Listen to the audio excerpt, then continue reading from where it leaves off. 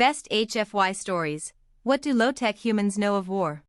In the vast reaches of the galaxy, where civilizations flourished with advanced technology, it was believed by many that only the most powerful and technologically superior species could wage war. Hyper-advanced fleets, powerful energy weapons, and artificial intelligences were the tools of conquerors, and they mocked the idea that primitive species could have anything of value to contribute to the art of warfare.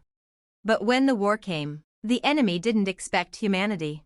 Humanity, the low-tech species from a small, insignificant planet on the fringes of the galaxy, had no interstellar weapons, no warp drives, and no advanced AI guiding them. They had nothing that would make a galactic conqueror blink twice. In fact, when the intergalactic empire known as the Jorther arrived, they laughed at the humans. They had encountered them before, and their history suggested that they were easy to subdue. Primitive tools, weak ships, no knowledge of galactic warfare, they would be little more than an annoyance, at best. But the Jorther were about to learn that they had underestimated something crucial. The first encounter. The Jorther arrived in human space with their massive warships and fleet of highly trained soldiers. Their ships dwarfed anything humanity had ever built, and their technology was a sight to behold. They immediately moved into the outer colonies, where they encountered little resistance and took control of several systems. But something about the humans intrigued them. There was something different about their reaction. Instead of surrendering, instead of begging for mercy, the humans began to fight back. At first, it seemed like desperation. Humans, with their rudimentary weapons, mounted futile resistance. But then, the Jorther began to realize something. Humanity didn't fight like any species they had encountered. They didn't fight with tactics or technology, they fought with something far more dangerous, their will. The humans were relentless.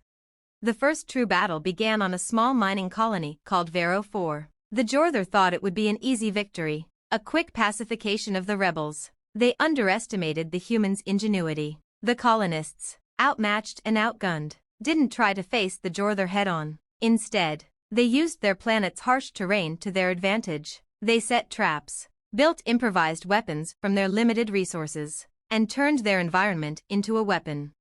It was a battle of attrition. The Jorther were used to winning quickly, but the humans' resilience and ability to adapt were wearing them down. The humans didn't care about personal sacrifice. They didn't care about the losses. Each death fueled the fire in their hearts, and each defeat only sharpened their resolve.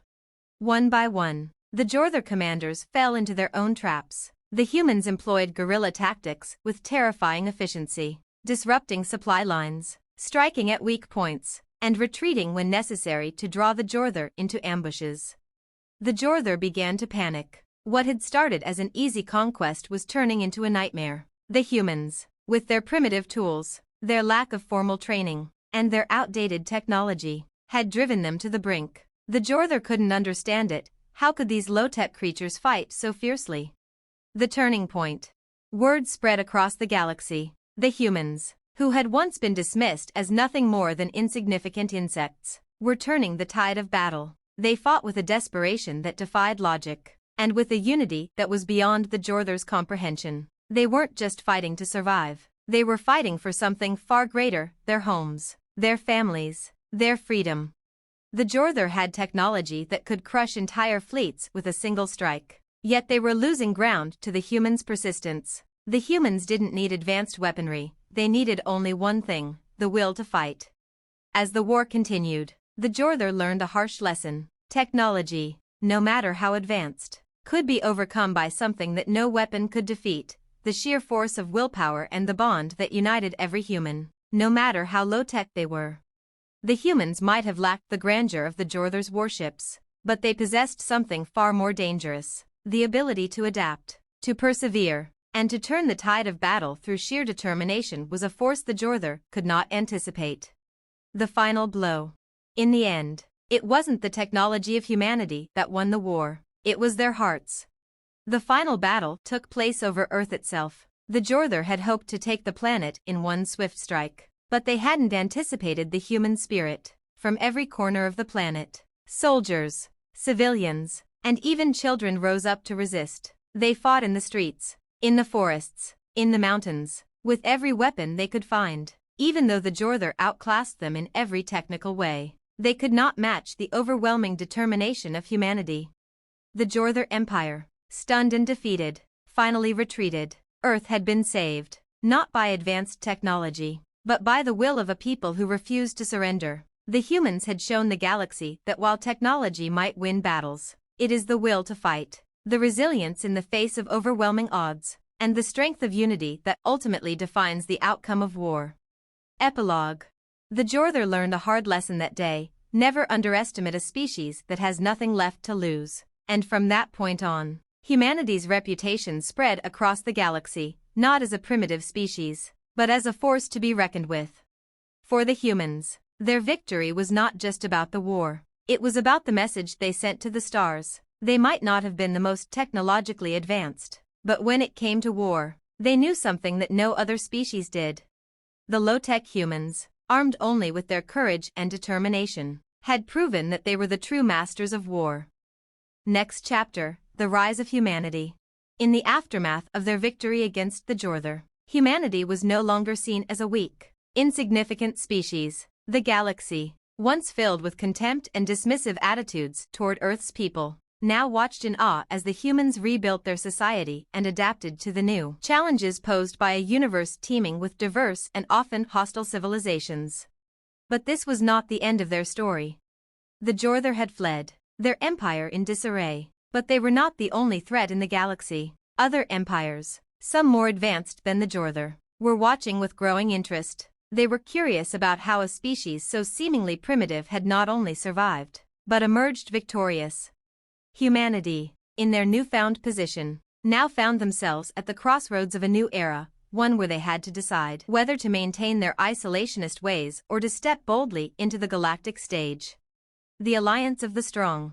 Among the surviving factions that had witnessed the destruction of the Jorther, some saw an opportunity to shape the future of the galaxy. A coalition of alien species, the Vexarii, the Narthex, and the Xal, all sent emissaries to Earth, seeking alliances. These species were powerful, technologically advanced, and had long histories of dominating their own territories.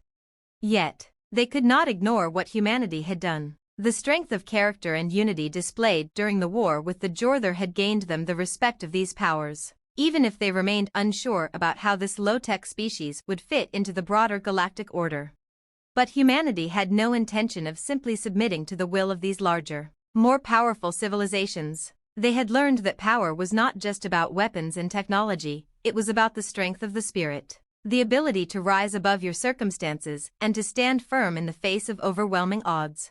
When Earth's leadership convened to discuss their next steps, one question lingered above all others: should they remain neutral and protect their planet, or should they engage with the wider galaxy and build a new future among the stars? The answer came from the most unexpected place: an unassuming young strategist named Captain Lena Ellis, a veteran of the war against the Jorther. Captain Ellis' vision.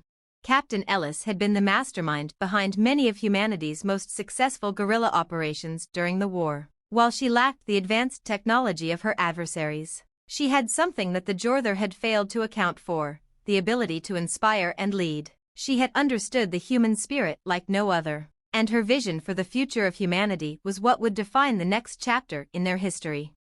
At a council meeting with representatives from the Vexarii, Narthex, and Xal, she laid out her plan for a new alliance, a coalition built not on sheer power or technology, but on principles. She proposed a united front against the growing threats that lurked beyond the borders of known space, including factions that were far more dangerous than the Jorther. "We don't need to conquer," she said, her voice steady yet commanding. "We need to unite. Together, we are stronger than any single empire. We have something that they don't: we fight for each other, not for dominance. And if we join forces, we can create a galactic alliance that will safeguard the future for all species, not just the powerful, but the weak, the oppressed, and the downtrodden." Her words struck a chord with the representatives. The Vexarii, who had once ruled with an iron fist, saw a reflection of their own lost sense of purpose. The Narthex, a species who had long dominated through fear, realized that there was more to power than simply overwhelming their enemies. And the Xal, a peaceful race that had avoided conflict for millennia, saw the potential for a lasting peace if the right leadership was in place.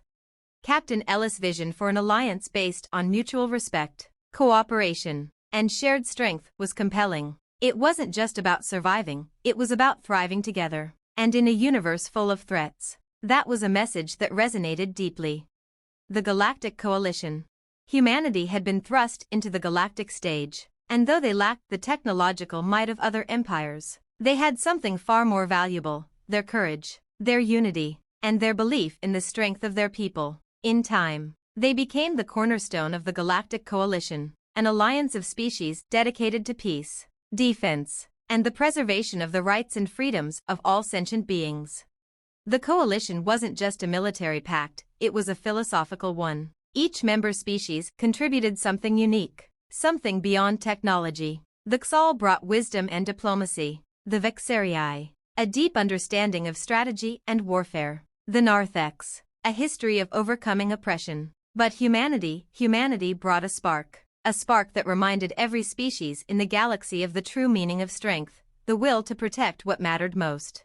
Though challenges remained, and new threats emerged as the coalition expanded, humanity stood as a beacon of resilience. They had learned from their past battles that no matter how advanced the enemy might be, it was the heart of a species, their capacity to endure and to fight for their people, that truly defined their success. The story of how humanity defeated the Jorther would become legend. But it would not be their only story, for in the vastness of the universe, there would always be new challenges, and humanity, now a force to be reckoned with, would continue to stand firm, a testament to the idea that even the most low-tech species could shape the future of the stars. Next chapter, The Shadows Beyond. As the Galactic Coalition grew in strength and influence, so too did the challenges that came with it. While peace and cooperation had brought an era of unprecedented unity to the galaxy, darker forces lurked in the uncharted regions of space. These were enemies not bound by the traditional notions of war or diplomacy. They were predators, beasts who saw the galaxy not as a place for coexistence, but as a hunting ground. Humanity, with its newfound place among the stars, had learned much, but one lesson was painfully clear: even when united, the galaxy was a dangerous place. And some enemies didn't play by the rules. The arrival of the Zarnoth. It began with a faint, untraceable signal detected near the galactic fringe, a distortion in spacetime. Unlike anything humanity had encountered before, the Vexarii, with their deep knowledge of space phenomena, were the first to notice it. It was unlike a normal warp signature. It pulsed, like the heartbeat of something alive, and it grew steadily stronger. Then came the disappearances. Several outlying coalition colonies along the galactic fringe began to vanish without a trace. Entire ships and stations, some the size of cities, were swallowed by an unknown force. No distress signals, no debris, just silence. The coalition's military forces were quickly mobilized, but every attempt to investigate or respond to the disappearances was met with failure. Ships sent to these locations simply vanished, as though swallowed by a dark void. Humanity, having learned the value of swift action during their war with the Jorther, took the lead. Captain Lena Ellis, now a senior commander in the Coalition Defense Fleet, was appointed to spearhead the investigation. As her fleet moved toward the edge of known space, a growing unease rippled through her ranks. Whatever was out there, it wasn't just a new enemy, it was something other, something far older and more alien than any species they had encountered. Then they found it. A massive, hulking structure drifting in the void. It seemed to be a vessel, though unlike any ship the Coalition had ever seen. The hull was jagged and organic, a twisting mass of blackened metal and something else, something alive. It radiated an aura of coldness that seemed to choke the very life from the space around it. And from within, a dark presence, as if the ship itself was a living creature, pulsed with an eerie energy. As Captain Ellis's fleet drew closer, the truth became horrifyingly clear. The ship wasn't abandoned, it was a trap. The Zarnoth had arrived. A dark race from the depths. The Zarnoth were not a race of beings. They were something more primal, horrific creatures that existed in the deepest corners of the galaxy, far beyond the reach of civilization. They were creatures of darkness, devouring the energy of entire star systems to fuel their monstrous forms. Few in the galaxy had ever encountered them, and those who had were often driven mad by the sight of their unholy vessels, their unblinking eyes, and their predatory ways. The Zarnoth were hunters, but they were unlike any predators the Coalition had ever known. They did not seek to conquer, they sought only destruction. To them, life was merely prey. The Zarnoth fed on the energy of civilizations, draining entire systems of power, and leaving behind nothing but hollow ruins. And the scariest part? They didn't attack with armies or weapons, they attacked by simply being. Their very presence seemed to warp space, leeching the energy from stars and rendering entire fleets powerless. As the Coalition fleet tried to make sense of the situation, the Zarnoth began to reveal themselves. Their ships, twisted and monstrous, began to surface from the darkness. The Zarnoth were not bound by the same biological or technological constraints as other species. They seemed to be more essence than form, a shifting amalgam of living shadow and plasma. Their movements were erratic, unpredictable, and their technology seemed not to follow the rules of the known universe. Ships that could warp space, disrupt energy fields, and bend reality itself. The first battle between the Coalition and the Zarnoth was brutal and one-sided. The Coalition's weapons and technology were rendered useless almost immediately, their energy shields flickering and failing as the Zarnoth drained power from their ships like a predator sinking its fangs into prey. It became clear that traditional warfare wouldn't work. This wasn't a fight of strength or firepower. It was a fight for survival, pure and simple.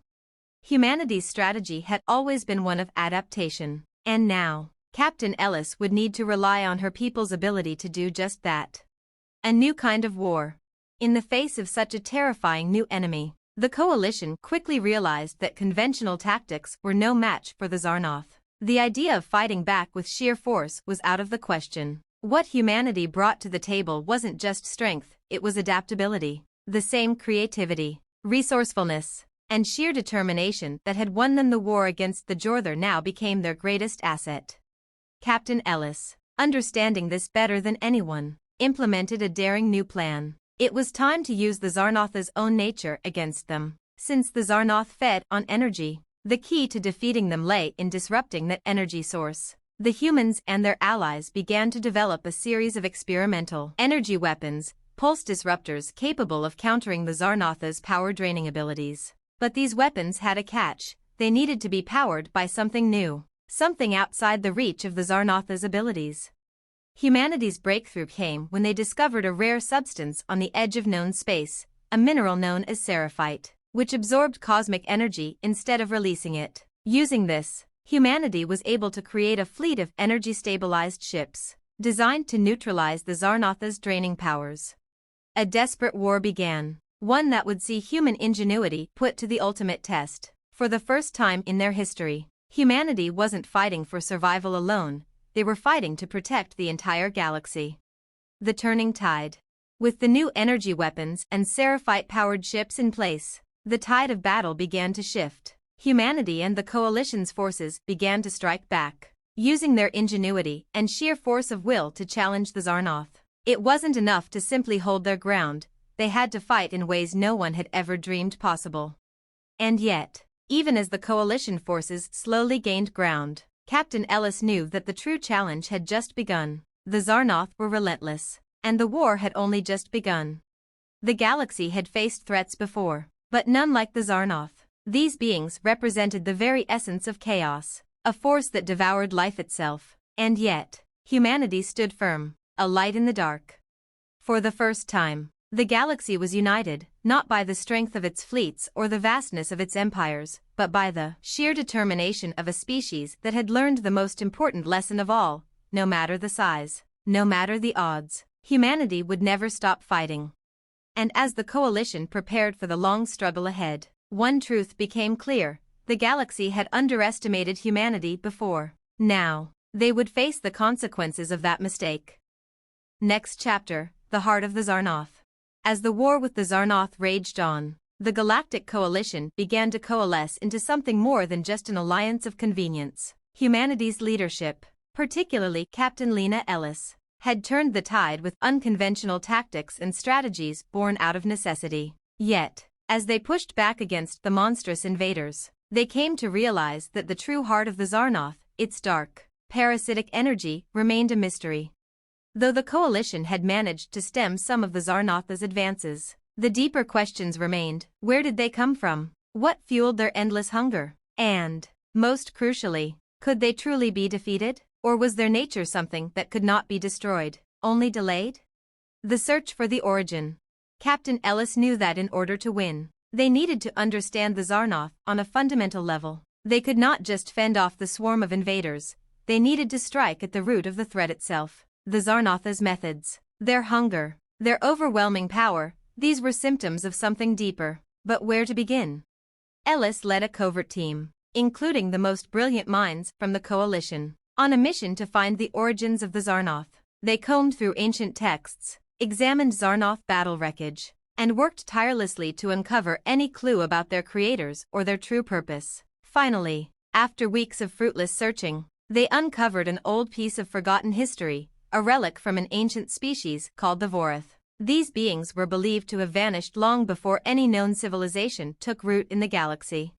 The Vorath had been a race of godlike beings, theorized to have wielded the very forces of the universe itself. Their downfall, however, was tied to a terrible mistake. According to the texts, the Vorath had created the Zarnoth not as an enemy, but as a weapon, a living, ever-hungry force capable of consuming energy and sustaining itself indefinitely. The Vorath had envisioned the Zarnoth as a solution to resource scarcity across the galaxy, intending them to consume dangerous or unstable cosmic forces, preventing them from harming other life forms. But something went wrong. The Zarnoth had turned on their creators, feeding on them and ultimately consuming their entire civilization. Humanity's discovery of the Vorath's mistake revealed a horrifying truth. The Zarnoth were not a race, nor were they simply invaders. They were a failed experiment, a cosmic aberration unleashed upon the galaxy. And as long as they existed, the galaxy would remain in danger. The hidden weapon. But if the Zarnoth were the creation of the Vorath, could their defeat lie in the same place? What if the key to destroying the Zarnoth was tied to the Vorath's ancient technology? With this new knowledge, Ellis and her team turned their attention to uncovering any remnants of the Vorath's lost power, hoping it might offer a means of ending the Zarnoth once and for all.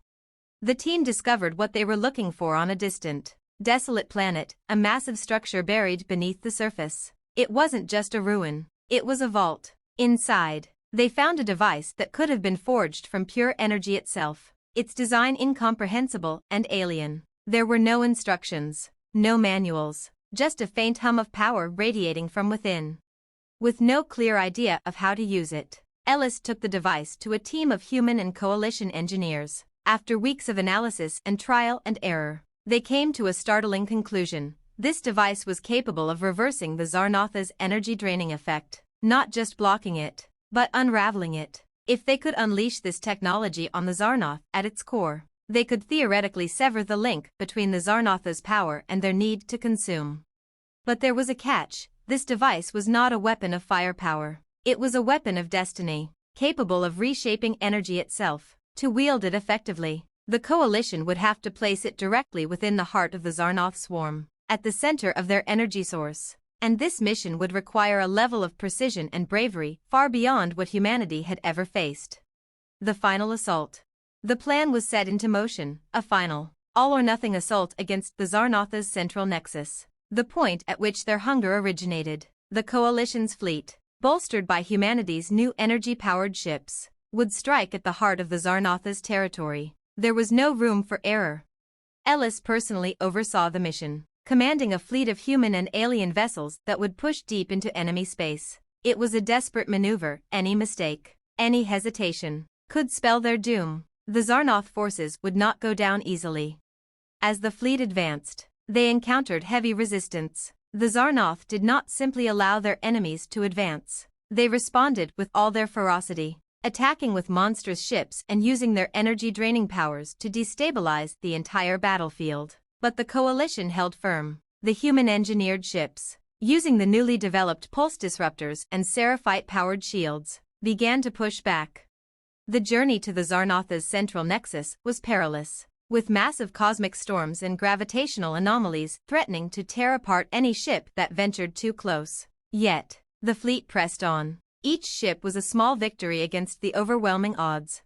Finally, they reached the core, The Zarnatha's heart, a gargantuan, swirling mass of dark energy, pulsing with the life force of countless civilizations consumed over millennia, was visible before them. It was unlike anything they had ever encountered, a living, breathing singularity of destruction. The device, humanity's last hope, was deployed at the core. The moment of truth.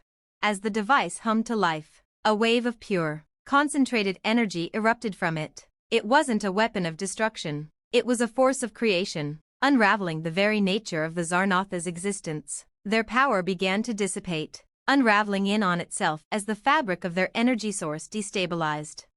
For a brief, heart-stopping moment, it seemed as though the Zarnath might adapt, might reverse the effect. But the Voratha's technology was too much for them. The Zarnath, unable to sustain themselves without their endless consumption, began to collapse in on themselves. Their ships disintegrated into nothingness, their massive presence fading from the galaxy.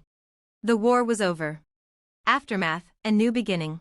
In the wake of the Zarnatha's defeat, the galaxy stood at the precipice of an uncertain future. Humanity, once a low-tech species on the fringe of galactic civilization, had now become a symbol of unity and survival. They had faced an unimaginable force and emerged victorious. Their ingenuity, spirit, and refusal to accept defeat had turned the tide. But Captain Lena Ellis knew that the peace would be fragile. The galaxy had learned many lessons in the fires of war, but the scars left behind were deep. It would take time to rebuild trust, to forge lasting peace. Humanity had earned its place among the stars, not through their technology alone, but through their willingness to fight for what mattered most. And as Ellis looked to the horizon, she knew that the future was theirs to shape.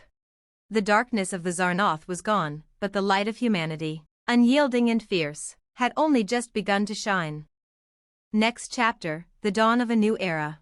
The war against the Zarnath had ended, but the consequences of their destructive presence lingered across the galaxy. The victorious coalition was left with the immense task of rebuilding, not just the broken worlds and shattered fleets, but the trust between their peoples. The scars of war, mental, physical, and political, ran deep. The galaxy had been forever changed, and with the defeat of the Zarnath, a new era had dawned. But what kind of era would it be?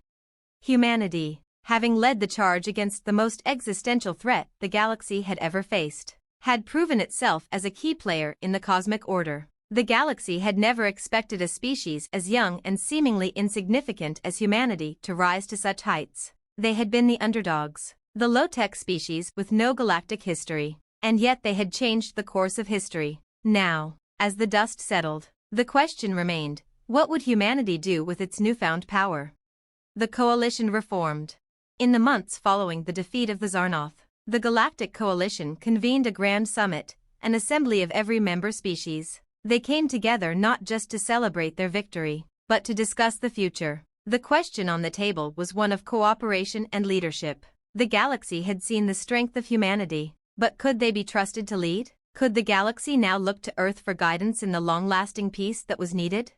Captain Lena Ellis, who had earned the respect of every leader in the coalition, stood at the center of the debate. Humanity's victory was fresh, and many were still unsure if their species could bear the weight of leadership. Some species saw humanity's rawness, its unrefined methods of war, as a strength, while others viewed it with skepticism, unsure if such aggression could translate into lasting peace. Ellis, however, had no doubts. She knew that humanity's place in the galaxy was earned through sacrifice and perseverance, not brute force or diplomatic maneuvering. She knew that the galaxy would be different from now on, and humanity would help shape its future. The Zarnath didn't defeat us, she said during a key speech at the summit. We defeated them by being something they could never understand, something they couldn't consume. We fought for each other, for our homes, for the future of every species in this galaxy, and we can do the same now, but in a different way. The galaxy needs unity, not conquest. It needs leadership rooted in respect, not power. Her words resonated across the summit, and slowly, the debates shifted. Rather than focusing on the old ways of dominance and territorial expansion, the galaxy's leaders began discussing how to unite, how to prevent the rise of another existential threat. It was clear, humanity's role as a leader of peace was emerging. The human's vision.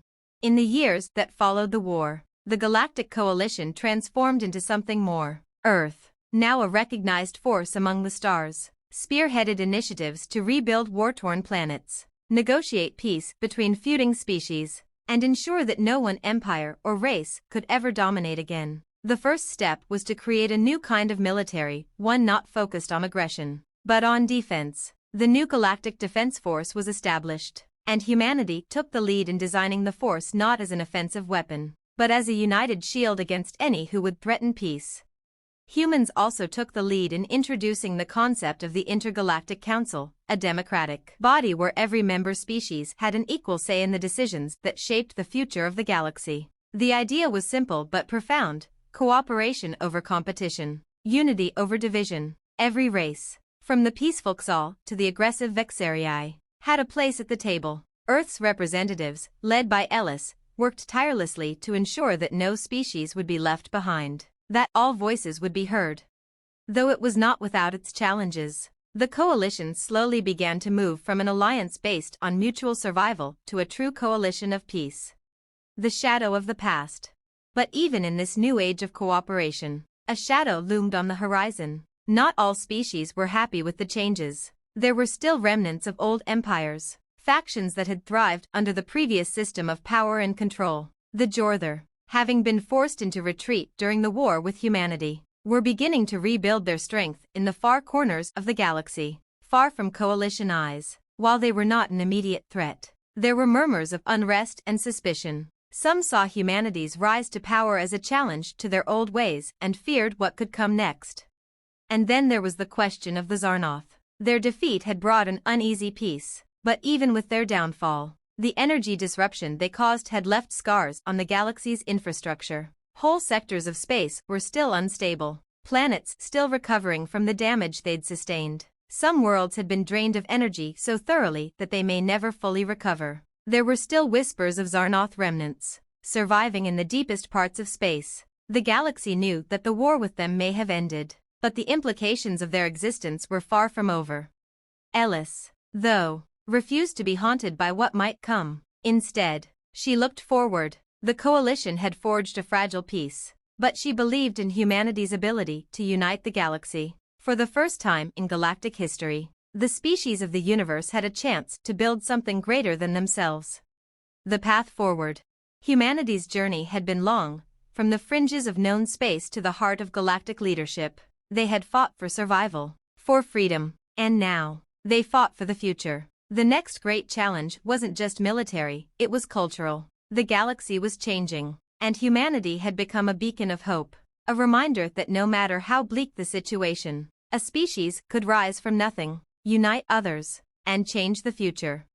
The peace would not last forever. There would always be new threats, new challenges, but humanity had learned something invaluable in the fires of war, that strength was not in weapons or technology, but in unity, resilience, and the will to protect those who could not protect themselves. As Ellis stood on the balcony of Earth's rebuilt capital, gazing up at the stars, she understood what this new era meant. It wasn't about being the strongest. It wasn't about conquering worlds. It was about preserving life, protecting freedom, and ensuring that every species, from the most primitive to the most advanced, had a place in the galaxy. The galaxy was no longer defined by its divisions, its wars, or its old alliances. The new era was defined by one simple truth: humanity would never stop fighting for peace, for unity, and for the future of all sentient beings in the galaxy. The stars would never again burn with the same darkness. Humanity's light had arrived, and it would shine brighter than ever before. Next chapter, The Echoes of the Unknown. As the years passed since the defeat of the Zarnoth, peace spread through the galaxy like a fragile but growing vine. Humanity had emerged as a central figure in the new order. But the work was far from over. Every corner of the galaxy was still recovering, and countless challenges lay ahead. But even as the coalition worked to secure the future, a new and far more insidious threat was quietly unfolding in the darkness of deep space, one that would test the very foundations of the unity humanity had fought so hard to build. The whispering darkness. It began as a whisper, a faint disturbance in the fabric of space itself, noticed only by the most observant and far-reaching sensors. At first, it was dismissed, another anomaly. Perhaps a stray cosmic event or an ancient relic of the galaxy's untold past. But as time passed, the whispers grew louder, more persistent, and more disturbing. Ships, both human and coalition, began reporting strange occurrences during deep space exploration missions. Communications would flicker in and out. Crews reported unsettling dreams, strange hallucinations, and a creeping sense of dread that took hold when they ventured into uncharted sectors. Some ships simply disappeared, vanishing into the void without a trace, their last transmissions filled with disjointed messages of terror. The source of these disturbances was always the same, deep within the regions beyond known space. A growing presence that seemed to shift and pulsate just beneath the surface of reality itself. It wasn't just an energy source, it was something far darker. It was as if the universe itself was whispering, calling out to something or someone. The eerie disturbances soon began to infect even the most powerful coalition systems. Entire colonies on the outer rim were cut off, their inhabitants falling silent and disappearing. Those who managed to escape spoke of the same unsettling sensation. Something was watching them, something ancient and far older than the Zarnoth or any species in the galaxy. The Council's dilemma. As the reports mounted, Captain Lena Ellis, now one of the most respected leaders in the galaxy, convened a special session of the Galactic Council. Representatives from every species gathered, hoping to find answers, or at least a course of action. But as the council met, the unease spread. "We've all felt it," Ellis said, her voice steady yet grave. "The disturbances in the fabric of space, the strange reports. It's not just one anomaly. It's a pattern, and it's spreading. Whatever this is, it's not a natural occurrence. This is something deliberate." The Vexarii ambassador, still cautious of humanity's newfound role as a leader, spoke up. "Are we sure? Perhaps this is just another leftover effect from the Zarnoth War. We've only recently begun recovering from their wake." "No," Ellis interjected firmly. "This is different. The Zarnoth were destructive. Yes, but they weren't subtle. This feels intentional. Someone is out there, and we're not ready for it." Her words struck a chord with the council. The uneasy alliance between species had been built on survival. And now, with the galaxy's population beginning to recover, a new threat loomed. The council agreed on a joint exploratory mission to investigate the disturbances. However, this time, they wouldn't be unprepared. The fleet would be armed, and every precaution would be taken. Ellis, having witnessed countless battles and witnessed the rise of humanity, knew this was a different kind of war. This wasn't about firepower. This was about the unknown. Into the void, a fleet was assembled, a mix of human and coalition vessels, including newly designed deep space exploration ships capable of navigating the most hostile and uncharted regions. The mission, headed by Captain Ellis herself, was to enter the heart of the disturbance and uncover its source. The crew was diverse, but one thing united them, a sense of dread that hung over their mission. No one knew what they would find. It wasn't a fight they could prepare for in the traditional sense. As the fleet ventured into the unknown, they encountered more of the strange phenomena. Instruments began to malfunction, long-range communications were cut off, and the deeper they ventured, the harder it became to distinguish between the physical universe and something else. It felt like they were crossing some invisible threshold, stepping into a place that defied the laws of reality. Then, as they neared the heart of the disturbance, something happened that no one expected. The silence. The fleet entered a vast and empty region of space, one that seemed almost wrong. There was no stars, no nebulae, no background radiation, just a profound, unsettling silence. For a moment, nothing happened, and then it began. A strange, almost magnetic pull seemed to latch onto the fleet, pulling them closer to the center of this void. It was as if the very fabric of space had become malleable, like it was being shaped by an unseen force. Suddenly, a vast structure emerged from the darkness. It wasn't a ship, it wasn't a station. It was something far older and more ominous, an impossibly large, geometrically perfect structure, its form shifting and warping as if it existed in multiple dimensions at once. The moment the fleet drew near, the source of the disturbance became clear. It was an artifact. But this was no ordinary relic. It was a relic of something ancient, something cosmic. And as the fleet observed, they realized with growing horror that it was not just an artifact. It was a living entity, a machine of unimaginable power, feeding off the very space it occupied. This structure, the Pale Leviathan, as it would later be named, was not just part of a long-forgotten civilization. It was a force of entropy itself, bending the rules of reality and time. The first contact. For all of humanity's preparation, nothing had prepared them for what happened next. As they neared the Pale Leviathan, communications with the fleet went dark. The crew members of every ship began to experience a shared vision, fragments of incomprehensible knowledge, flashes of strange landscapes, cryptic symbols, and most terrifying of all, the feeling of being watched by something beyond their understanding. And then, there was a voice.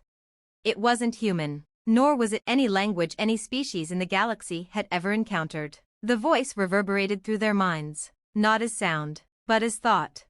"We are the void's echo," the voice intoned, resonating in their consciousness. "You seek to understand the end, but you cannot comprehend the beginning. You are the first to step beyond the threshold, and now you will know what lies at the edge of reality." The crew shuddered at the weight of the words, their minds struggling to comprehend the meaning. The voice continued, its tone cold and ancient. "You are not the first to seek the stars. We have watched you for eons, waiting. Now, you must choose. Will you walk the path of destruction, or the path of understanding?" The fleet had encountered countless species, fought unimaginable battles, but never before had they faced something like this. It was not a war they could fight with weapons. This was something far older, far more complex than anything they had encountered. Ellis, as the leader of the mission, knew that the answers to these questions would shape the future of the galaxy. The choices they made in the coming days could lead to salvation, or to the unraveling of everything they had fought for. The galaxy was on the cusp of a new age, one where the lines between knowledge, power, and destruction blurred into something unimaginable, and humanity, once a fledgling species on the edge of extinction, was about to take its first steps into a new, uncertain future. The unknown had come to call, and humanity had no choice but to answer.